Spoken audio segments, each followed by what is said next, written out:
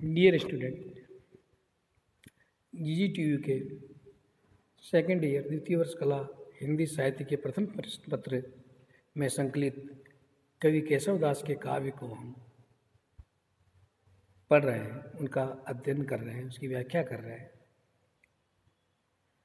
पूर्व के वीडियो में हमने मंगलाचरण के गणेश वंदना, सरस्वती वंदना, राम वंदना तीनों का अध्ययन किया। मैं प्रोफेसर मदनलाल खत्री अब आपको उनके आगे के काव्य के बारे में बताऊंगा, उसकी व्याख्या करेंगे और उसे समझने का प्रयास करेंगे।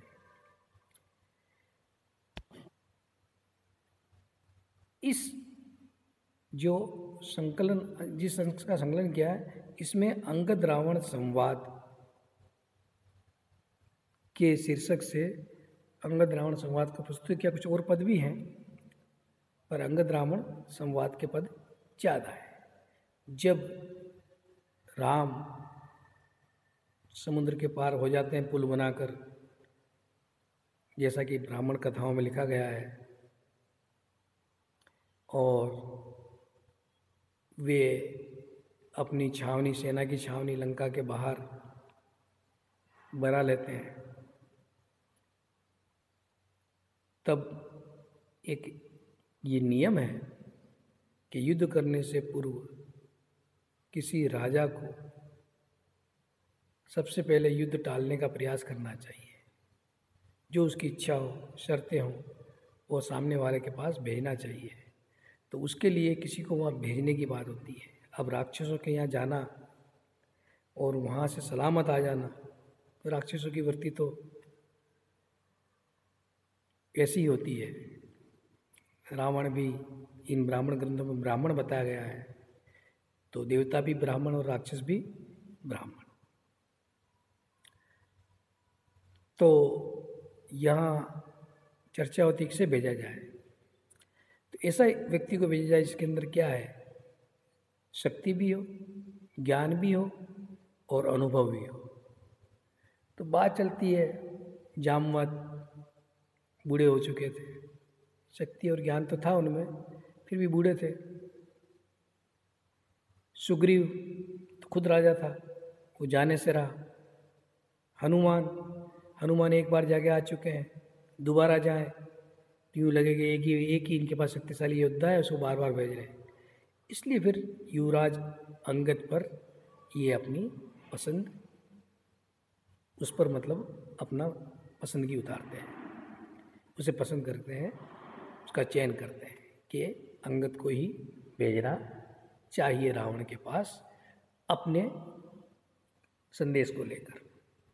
अब अंगद जब जाते हैं वहाँ, तो ये तो आप जानते ही हैं कि वानर जाति के हैं अंगद, और वानर जाति का काम है छलांग लगाना। ठीक कवि ने वैसा ही वर्णन किया है। अंगद कूदी गए जहाँ आसन गद लग केस, अंगद कूद कर वहाँ पहुँच गया जहाँ रावण राज सिंहासन पर बैठा था। रावण राज सिंहासन में बैठा हुआ ऐसा लग रहा था, मनु मधुकर कर हाट पर शोभित श्यामल वेश, मानो भंवरा अपने सांवले काले, या सांवले लेंगे, सांवले शरीर के साथ करहाट स्वर्ण आसन पर, स्वर्ण सिंहासन पर बैठा। रावण थोड़ा श्याम बताया गया है, सोने के सिंहासन पर काला भ्रमर बैठा, श्यामल बताया है। अब कूद गए तो सीधा सभा में नहीं कूदे होंगे, बाहर ही है कूदे होंगे। वो सभा तो ऊपर से ढकी हुई होती है, राजसभा।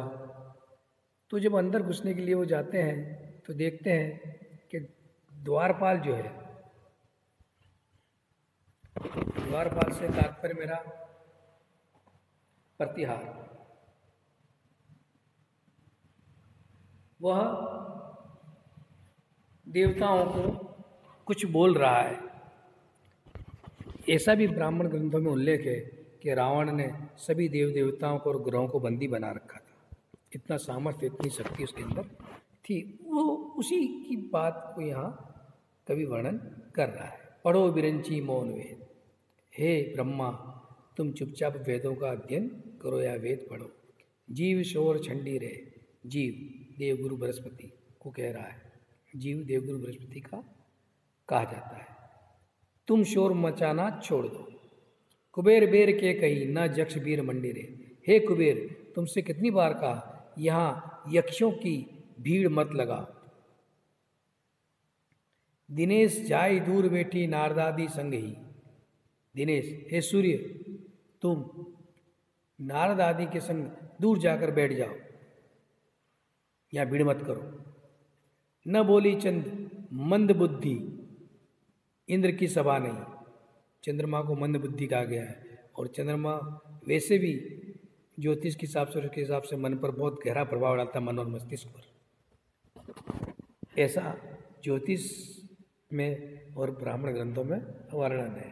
तो चंद्रमा को मंद बुद्धि कहा गया है। तो ये मंद बुद्धि चंद्रमा तू यहाँ मत बोल, ये तेरे इंद्र की सभा नहीं है। जब अंगद इतने बड़े बड़े देवताओं को एक प्रतिहार के द्वारा डांटे जाने पर सुनता है तो उसे बड़ा गुस्सा आता है। अंगद यूं सुनी वाणी, अंगद ने इस तरह बात सुनी, चित महारे सानी, उसके हृदय मन में बहुत गुस्सा आ गया। ठेली के लोग आने से, और सभा के चारों तरफ जो लोग खड़े होते थे, मतलब लोग वैसे ही देखने आते सभा में क्या हो रहा है क्या नहीं हो रहा है, और कुछ सैनिक वैनिक भी खड़े रहते होंगे। तो उन राक्षसों को आने से मतलब उन राक्षसों को धक्का देते हुए जाए सभा में, वैसे सभा में जाकर बैठ गए। सभा में घुस गए ज़्यादा बेहतर रहता, पर यहाँ वैसे बैठ गए लिखा है।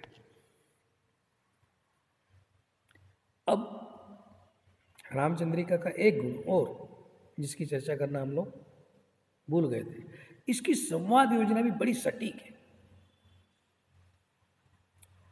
वाकई अद्भुत ग्रंथ है काव्य शास्त्र के हिसाब से, काव्यांगों के हिसाब से। इसमें छोटे छोटे संवाद भी हैं, एक ही पंक्ति में कई पात्र बोल लेते हैं, दो पात्र बोल लेते हैं कई बार, कभी पूरा पद एक पात्र बोलता है, कभी एक पंक्ति एक पात्र बोलता है, दूसरी पंक्ति दूसरा पात्र बोलता है।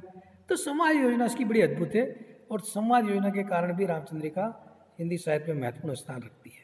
उदाहरण दिया जाता है, यूँ तो अन्य कवियों ने भी संवाद योजना लिखी होगी, पर इनके तो संवाद योजना पर ही आधारित है।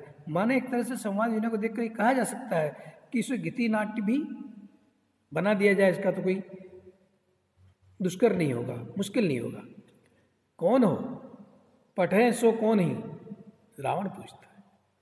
एकदम अंदर घुसते हैं अंगद, तो रावण पूछता कौन हो, तुम्हें किसने भेजा है, यहाँ तुम्हें क्या काम है, यहाँ तुम्हारा क्या काम है। अंगद जवाब देते हैं, जाति वानर, वानर मेरी जाति है। अब जैसे हम कहते हैं ना कि बंदर भालू, ऐसा नहीं है, ये एक विशेष प्रकार की मनुष्यों की जाति थी, वो जाति है। जाति वानर, वानर जाति है मेरी। लंक नायक दूत, और लंका के राजा का दूत हूँ, अंगद मेरा नाम है। जैसे ही वानर शब्द का, वैसे रावण आश्चर्य से सभा में पूछता है कि कौन है वह। अरे वो वानर कौन था, वह बांध के हम देही पूंछ सबे दही, जिसको बांध कर हमने उसकी पूंछ और देह सब जला डाली थी, वो वानर कौन था। मतलब अपनी हिम्मत और शक्ति का प्रदर्शन करने की बात कर रहा है रावण। तो यहाँ अंगद जवाब दे रहा है, लंक जारी संघारी अक्ष गयो, वह वानर तो लंका को जलाकर और अक्ष को मारकर चले गया, सो बात वृथा कही। लोग ये वर्णन या ये बात व्यर्थ ही कहते हैं, ये गलत है ये बात। जिस वानर को तुम पूंछ और उसका शरीर जलाने की बात करते हो, उसको तुम्हारी लंका जला गया, तुम्हारे पुत्र को मार के गया, ये कोई व्यर्थ नहीं करते, मतलब झूठ नहीं बोलते लोग। कौन कैसे? रावण फिर आगे पूछता है, किसके पुत्र हो? बाली की, बाली का पुत्र। वह कौन बाली न जानिए। अरे ये बाली कौन है? मैं नहीं जानता, रावण कहता है। कहाँ के चापी तुम्हें जो सागर साथ नहात बखानी है। ऐसा सुना गया है कि जो तुम्हें बगल में, कहाँ का मतलब बगल में, दबाकर 7 सागर नहाने जाता था, ऐसा सुना गया है। रावण, हालांकि रावण सब चीज जानता है, फिर भी आश्चर्य से कहता है ऐसा वीर, हे कहाँ वह वीर, तो ऐसा वीर कहाँ गया। अंगद देव लोग बतायो। अंगद ऊपर इशारा करता है स्वर्ग की तरफ। क्यों गयो, तो रावण पूछता है क्यों गया, कैसे गया, क्यों मरा। स्वर्ग में तो मरने के बाद ही जाते हैं। रघुनाथ बाण विमान बेटी सिधाई हो, तो अंगद कहता है रघुनाथ के बाण रूपी विमान पर बैठकर वो सीधा स्वर्ग में चला गया।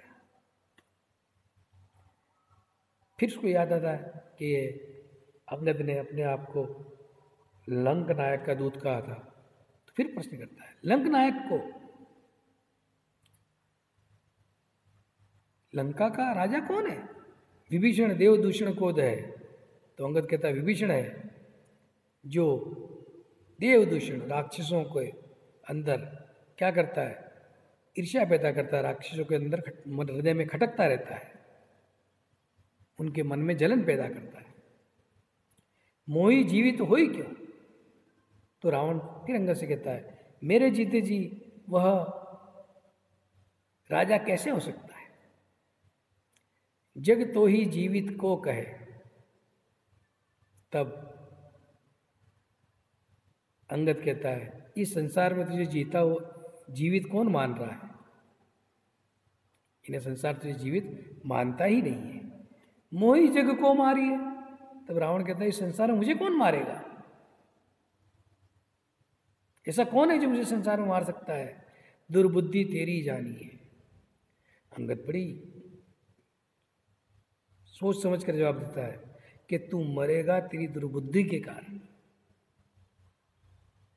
तेरी दुर्बुद्धि तुझे मारेगी, मतलब तेरे गलत काम तुझे मारेंगे। वैसे रावण विद्वान है, सब कुछ शक्तिशाली है, लेकिन फिर भी क्या है कि दिमाग घूम जाता है और दुर्बुद्धि सूझती है तो गलत काम कर लिए जाते हैं। यहाँ गलत काम का मतलब राक्षस तो थे, अकेले अत्याचार अनिचार करते हैं, मतलब पर स्त्री हरण की बात मान सकते हैं। कौन बात पठायो कही वीर बेगी बखानी है, तब रावण पूछता है वीर जल्दी जल्दी बताओ या जल्दी शीघ्र बता दो तुम्हें यहाँ किस बात के लिए भेजा गया है। अंगद यहाँ कहते हैं श्री रघुनाथ को वानर कैसे वायो हो एक न काहू भयो जू। अंगद कह रहा है श्री रघुनाथ श्री राम की सेना का एक वानर इस लंका में आया था, तो लंका के इन वीरों में से किसी के द्वारा भी वह हयो उसकी हत्या या उसे मारा नहीं जा सका, उसका विनाश नहीं किया जा सका। सागर को मत जारी चिकारी, सागर को मत जारी, जिसने सागर के अभिमान को चूर कर दिया। सागर का क्या अभिमान है, इस सागर को कोई पार नहीं कर सकता, उसने सागर को पार किया। वो अहंकार, सागर का अहंकार झारी मतलब दूर करके, चिकारी त्रिकूट की देह बिडारी गयो जो, और चीख कर चित्कार कर चीख कर इतनी जोर से मतलब चीखा वो कि त्रिकूट पर्वत की देह भी, त्रिकूट पर्वत भी फट गया। बिडारी गयो नष्ट हो गया, फट गया। पर्वत फट जाना, नष्ट होना, उसको कहते हैं टूट फूट हो जाना। सी निहारी, सीता का पता करके, सहारी के राक्षसों को मार के, शोक अशोक बन ही दे जो, अशोक वन को उजाड़ के चला गया। शोक अशोक वन मतलब शोक मतलब दुख, वन का दुख क्या होता है, वन का उजड़ना, बगीचे का। अशोक वन बगीचे को उजाड़ कर चला गया। बगीचे के लिए तो शोक यही होगा कि उसका उजड़ जाना, उसके पेड़ पौधे गिर जाना, गिरा गुरा कर उसके उजाड़ कर वो चला गया।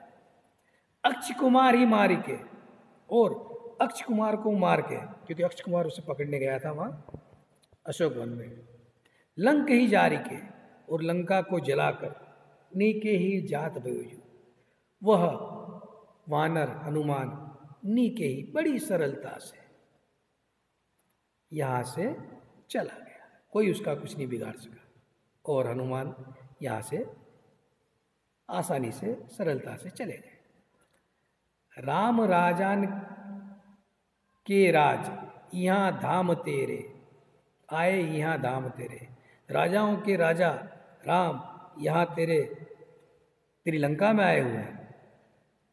महाभाग जागे, तू बड़ा भाग्यशाली है, तेरे भाग जग गए हैं।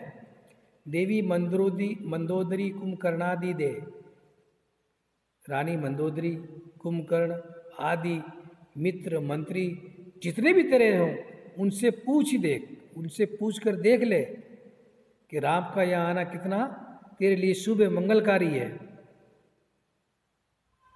राखी जे जाति को पाति को वंश को, साधी जे लोक में लोक परलोक को। यदि तू अपनी जात पात को, अपने समाज को, जाति मतलब अपने समाज को, राक्षस समाज को बचाना चाहता है, अपने जात पात को, अपने संबंधियों को बचाना चाहता है, अपने वंश को बचाना चाहता है और इस